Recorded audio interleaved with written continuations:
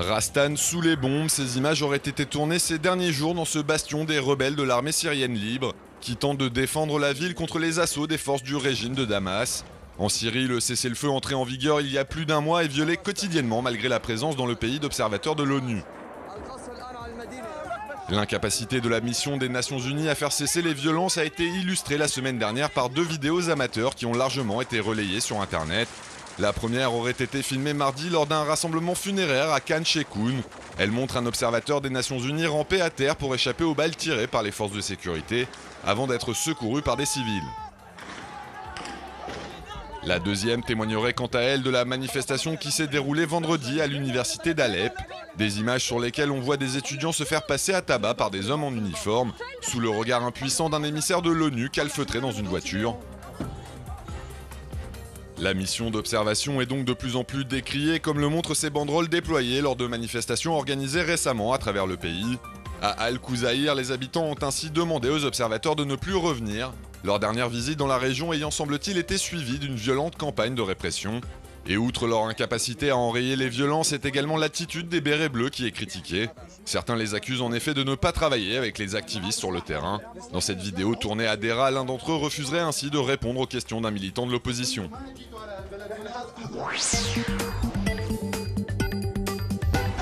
Des vitrines saccagées, des barricades en feu sur la voie publique et des confrontations très tendues entre policiers et protestataires. À Montréal, au Canada, des dizaines de personnes ont été arrêtées dans la nuit de dimanche à lundi lors d'une manifestation nocturne qui a tourné à l'émeute urbaine, comme en témoignent ces images amateurs.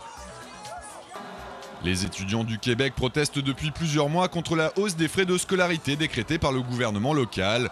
Un mouvement d'une ampleur sans précédent baptisé le printemps érable que les autorités tentent de briser avec l'adoption vendredi d'une loi spéciale limitant la liberté de manifester. Mais au lieu de la calmer, ces mesures controversées n'ont finalement fait qu'amplifier la colère des étudiants. Ainsi, sur internet, la bataille contre cette loi d'exception est lancée. Une pétition en ligne qui réclame son annulation a rapidement été signée par plus de 150 000 internautes d'après les associations d'étudiants qui l'ont mise en ligne. Et les acteurs du mouvement tentent de s'organiser alors qu'il est désormais interdit sous peine d'amende de lancer des appels à manifester sur internet. La classe, une coalition de syndicats et d'associations par exemple, a retiré de son site web le calendrier des manifestations à venir. Mais sur les réseaux sociaux, d'autres initiatives ont vu le jour. Un service anonyme propose notamment des informations sur les prochains rassemblements, mais pour ne pas tomber sous le coup de la loi d'exception, il conseille aux internautes de ne pas s'y rendre. Et sur Twitter, d'autres se donnent quant à eux le mot sans vraiment en avoir l'air.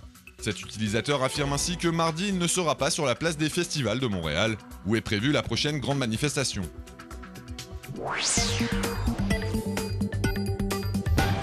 Ces images amateurs ont été tournées samedi en Cisjordanie à la lisière d'Assira al-Kibliya. Elles montrent des habitants de ce village palestinien affronter des résidents de Yitzhar, une colonie israélienne située non loin de là. Visés par des jets de pierre, des colons armés de pistolets et de fusils automatiques ouvrent le feu, faisant un blessé en présence d'au moins 3 soldats de Tsahal.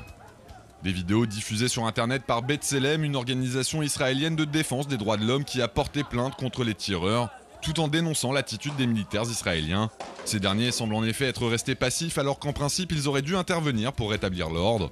Une polémique qui a poussé Tsahal à annoncer lundi l'ouverture d'une enquête sur cet incident, alors que villageois palestiniens et colons israéliens s'accusent mutuellement d'avoir provoqué ces violences. Des affrontements filmés par un habitant d'Assira al-Kibliya avec une caméra que lui a fournie B'Tselem. Depuis 2007, l'ONG en a en effet distribué plus d'une centaine à des activistes à travers la Cisjordanie. Objectif, les encourager à témoigner des abus commis par les colons ou l'armée israélienne pour les dénoncer sur internet. Le mois dernier, cette vidéo d'un lieutenant-colonel frappant au visage un militant pro-palestinien de nationalité danoise avait ainsi fait le tour du web, des images embarrassantes pour l'armée israélienne qui avait finalement décidé de suspendre l'officier.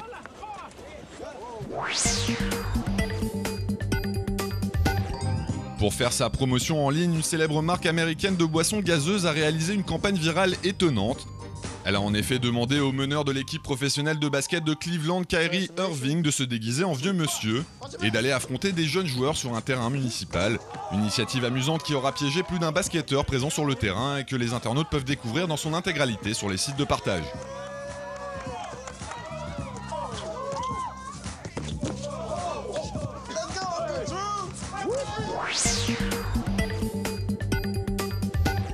S'implanter 4 petits aimants dans le bras pour pouvoir y fixer son lecteur MP3 sans avoir besoin d'un bracelet. C'est l'idée complètement folle qu'a eu Dave Urban, un artiste tatoueur du New Jersey aux États-Unis, qui propose de revivre l'opération et de découvrir le résultat final dans cette vidéo. Une initiative pour le moins surprenante qui démontre néanmoins que le jeune homme a véritablement la musique dans la peau.